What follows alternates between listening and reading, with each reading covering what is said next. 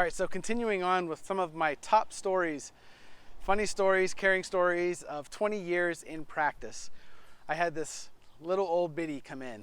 I mean, she's probably 80, 90 years old.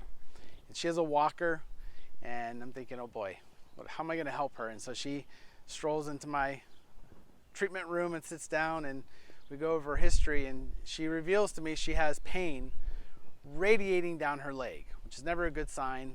Possible nerve impingement, possibly sciatic nerve, disc, bone.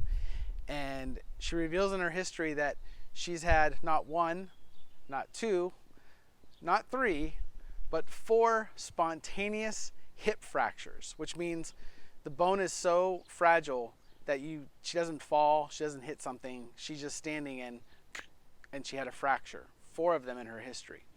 And I go, oh, I don't know if it would be the person that is going to be able to help you. And she said, seriously? She's like, can't you just crack me? I thought, that is the last thing that we are going to do today.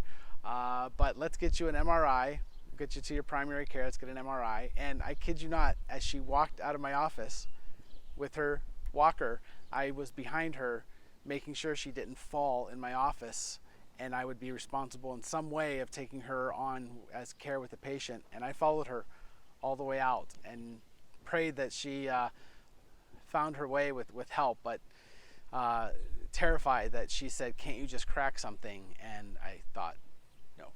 So more stories to come.